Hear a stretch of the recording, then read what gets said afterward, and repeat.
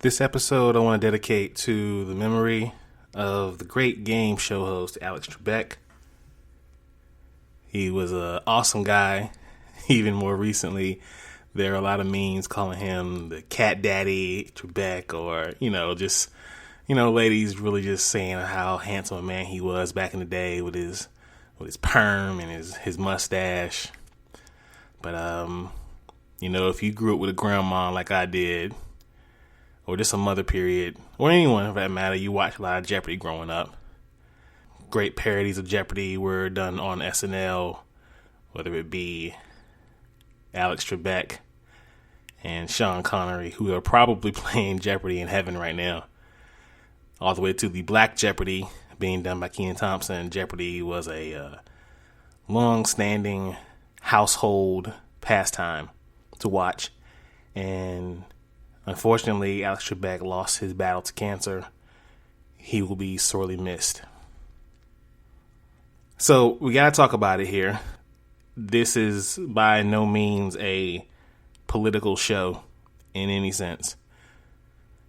But the fact that this episode number is a reverse of the number 45, we have thrown down a big reverse card to 45, a big reverse card to red. And now our 46th president is none other than Joe Biden. And an even bigger shout out to our new vice president, Kamala Harris. It's a good feeling. I'll say that. It just feels like we have now been freed from this reign of terror. Say what you want, but I, for one, am absolutely and undoubtedly happier that Donald Trump is no longer president. What we do from here going forward is up to us. The race may be over, but the race is far from over, if that makes any sense.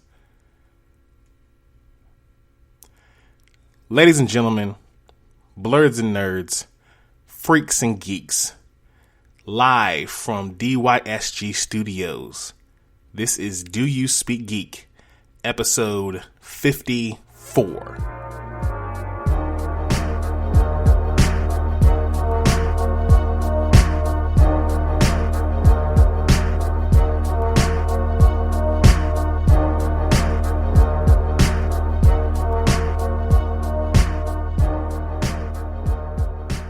Welcome, people, once again. This is Do You Speak Geek. I am your host, Nix, and man, this is a good day. Good day to be waking up and doing the podcast for you guys. If you just joined us for the first time, welcome. If you're an avid listener, welcome back. Thanks to everyone who has been rocking with me so far, listening to the podcast, watching the videos. I had my first video hit over 100 views recently. And man, I gotta tell you, it's a great feeling. I don't know how you other content creators feel. It may be kind of normal for you to have over 100 views on a video, but for the first time, man, I'll say it feels amazing. It feels pretty damn good. And I just want to say thanks to everyone. Thanks to all of the people out there who've been rocking me so far. Y'all are my family. Forget fans. Y'all are my family. I appreciate y'all so much. And I just want to say thank you to each and every single one of you. For those who listen to the podcast, you can catch me on Spreaker. Spreaker is the home team where you can listen to all the episodes of Do You Speak Geek. Also, other major podcast outlets like Apple Podcasts, Google Podcasts, Stitcher, iHeartRadio, Spotify, Podbean. We're kind of everywhere. So check us out wherever you get a chance. DoYouSpeakGeek.com, the home place, the central hub for everything DYSG. Please go check those out. We got blogs coming soon and other photos and just other great things coming to the website. So be sure to keep your eyes peeled on that website. Also, follow us on the social medias. Facebook at DYSGFB. Twitter at Twitter at DYSG_tweets. and Instagram at Do You Speak Geek. YouTube is the place where you can find the Dono and Daddy Show. We have a latest video out where we did a versus. It was Batman versus the Mandalorian. Prep time, who would win? So be sure to go check that out. Be sure to subscribe to the channel. Be sure to like the videos. Hulk, smash that bell for all notifications and leave your comments. We want to know what you guys think. I wouldn't say a big episode, but a little bigger than they have been here recently. So let's get right into it. You know what we do about this time, people. Let's speak geek. Suit up. I wanna be the very best. Talk nerdy to me.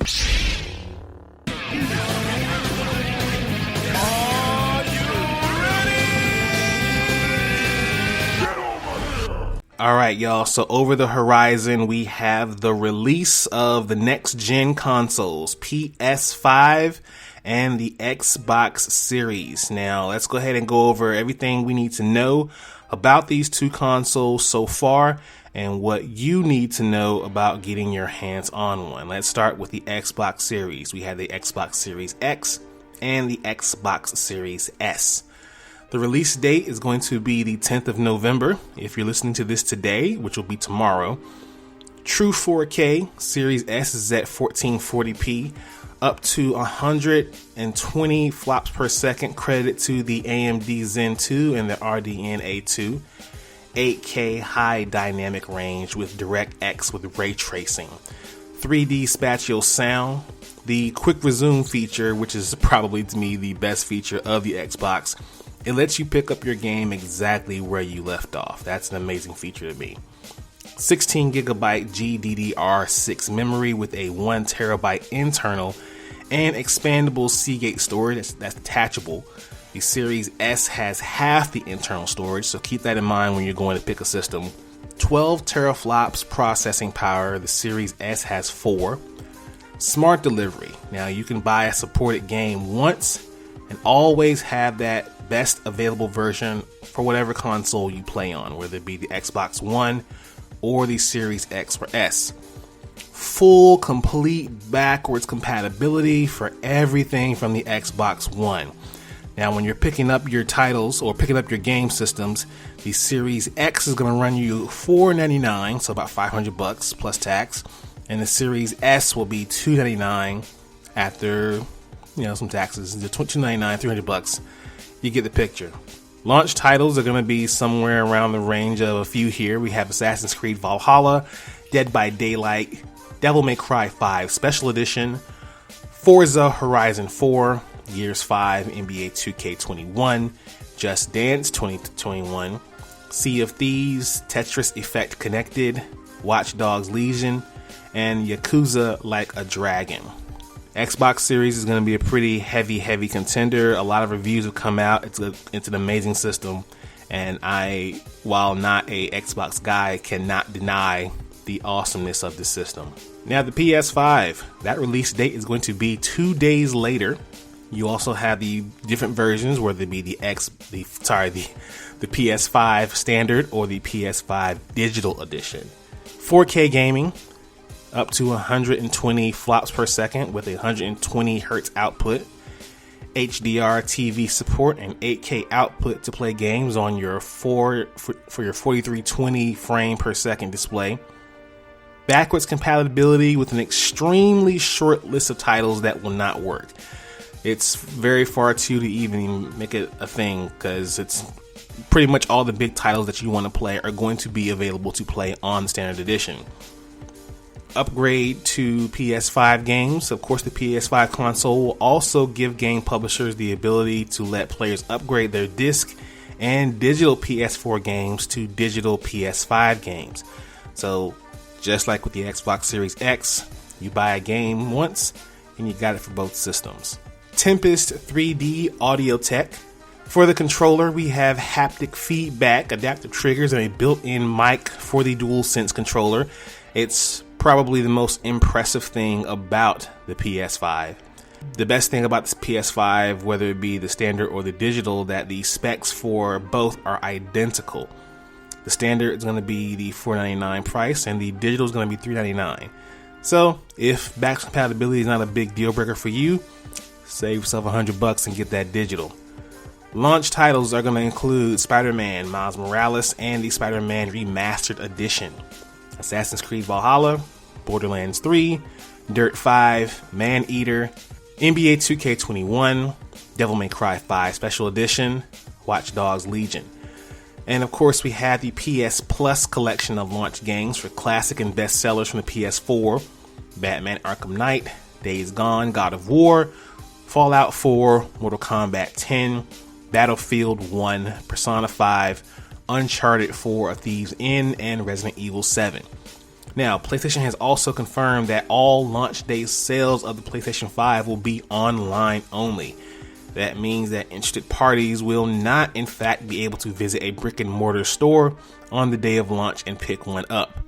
Online orders will continue like normal, and folks that have pre-ordered for in-store pickup should still be able to grab those under whatever protocols the specific retailer has in place, like appointment times perhaps. The reason given for the significant change, of course, is COVID-19. So people, the reviews of this one are also great. Whatever you decide to get, make an informed decision. Personally, I have given up the hopes of getting one at all this year.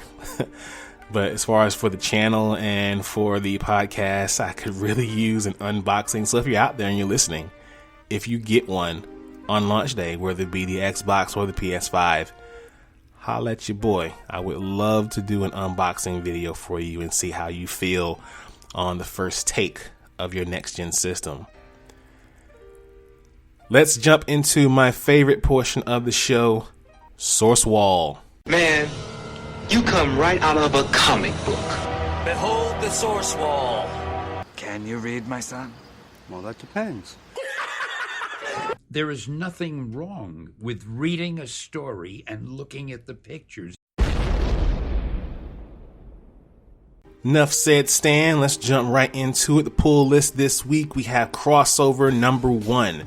Imagine everything you thought was fantasy was real. Now join us in a world where reality is dead and anything is possible. The creative powerhouses behind the best-selling, critically acclaimed God Country, Thanos Wins, and Redneck reunites for the biggest launch of the year. Great book. It was definitely the DYSG pull Source Wall Wednesday pick. And guys, please check this out. It is mind-blowing. We have Mighty Morphin number 1. Who is the new Green Ranger, and are they friend or foe? Superstar writer Ryan Parrott and rising star artist Marco Renas send the Mighty Morphin team on a collision course with an even deadlier Lord Zed, who has a new mission and a new motivation, one that will change everything you thought you knew about our heroes. But even if the Mighty Morphin team can find a way to survive Zed and their mysterious new enemies, they may discover the greatest threat to their future is the shocking secret of Zordon's past.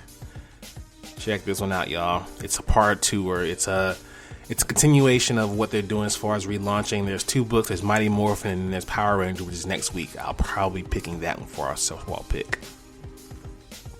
Tales of the Dark Multiverse, Batman Hush number 1. Following the smash success of last year's Tales of the Dark Multiverse series, DC returns with 5 new tales that explore dark, twisted timelines spinning out of some of DC's most iconic stories. It begins this time with the story that kicked off the modern day era for Batman, Hush.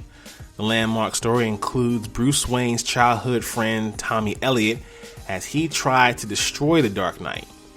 But what if Tommy had ruined Bruce's life when they were children? Tommy Elliott grew up to be the Dark Prince of Gotham City with the help of Talia al Ghul, Oswald Cobblepot, Harvey Dent, and Jason Todd. But vengeance is coming in the form of Batman the Silenced. Who will tear Tommy's life apart?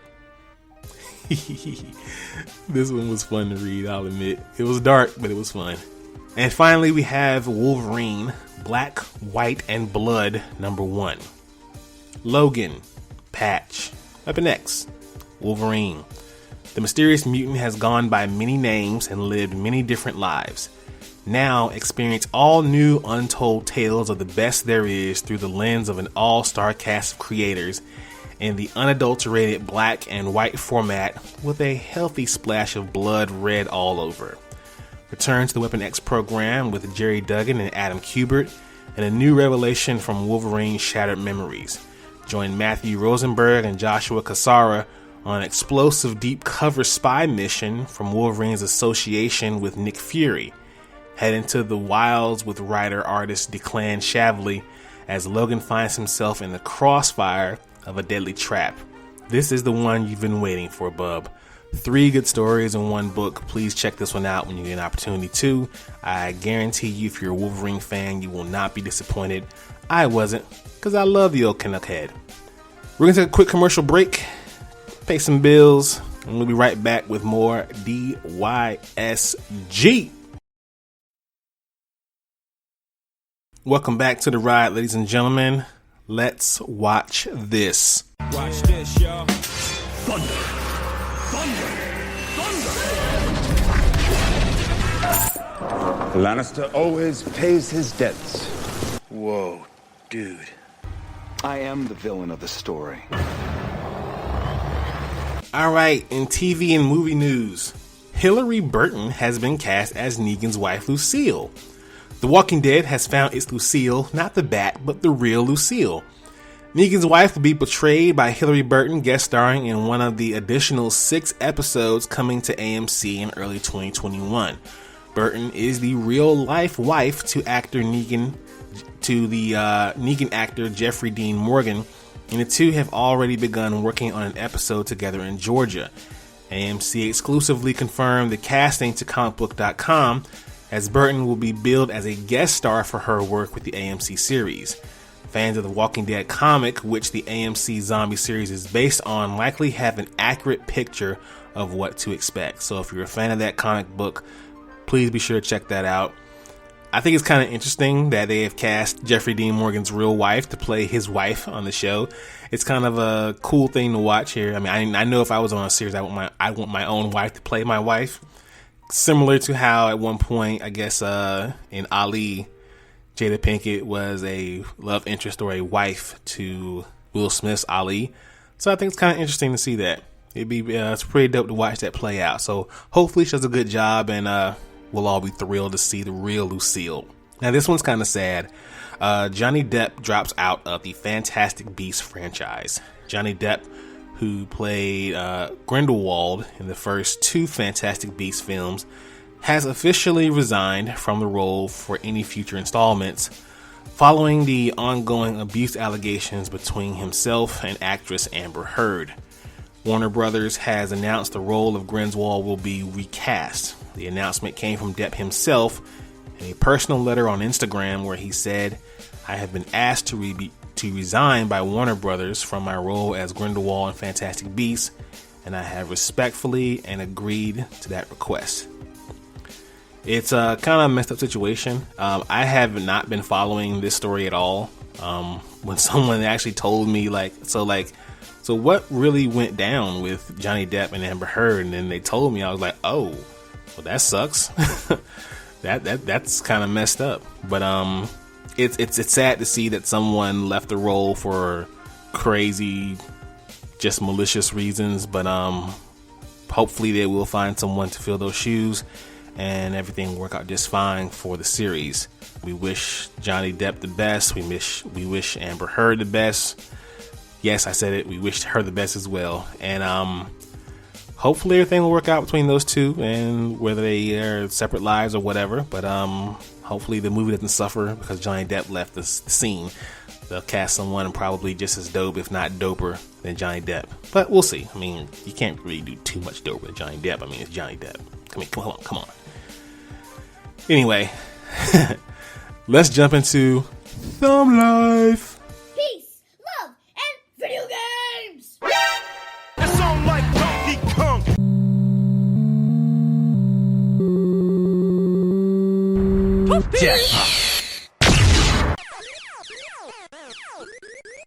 That man is playing Galaga.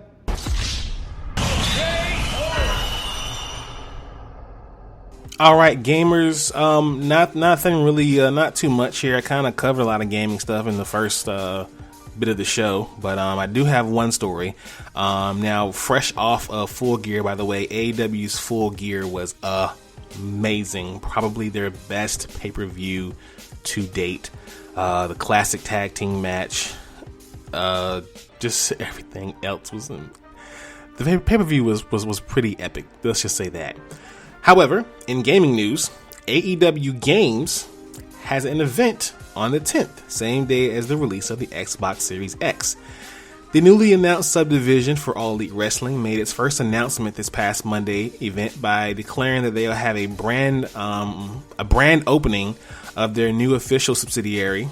It's called AEW Games. The event will be AEW Games 1.0 and will air live on YouTube at 6 p.m. Eastern Standard Time. No details of the event were given at the time, though fans expect some sort of an announcement about AEW's first wrestling video game that will take place during the event. Details about what the first game will look like have been sparse, though the company's executive vice presidents Cody Rhodes, Kenny Omega, and the Young Bucks have previously teased working with Aki Corporation, now Sin Sophia, the developers behind classic wrestling games such as WWF No Mercy and the WCW NWO series. Hopefully this is what we've all been waiting for as far as this game. We didn't get a WWE 2K21 this year, and that's kind of sad. The last one was just so glitchy and horrible. I guess they're trying to rebuild and rebrand, maybe even have a new publisher. But if AEW comes out swinging with Aki Corporation, man, I mean, me personally, I think the best wrestling game ever. Some may say, Here Comes the Pain. I say it was WWF No Mercy. But neither answer is wrong. And if they have got their hands on a partnership with them, even the ref, Aubrey Edwards, is a game developer. So with her on the scene, hopefully working alongside with the great Kenny Omega, who is a hell of a gamer himself, this game should be amazing, and I can't wait to see what happens. I'll definitely be watching the live event. Be sure you do the same. Well, that's the show, people. So as usual about this time, y'all already know, I'm going to get out of here. Thank you for listening. Thank you for listening. Thank you for watching. Please, follow the content, subscribe to the content, watch the content, like the content. Tell me what you think about the content. Check out the website, doyouspeakgeek.com. Follow us on social media, Facebook, Twitter, and Instagram. Please subscribe and check out the YouTube channel. As always, live to play to win to live. I speak geek. Do you speak geek?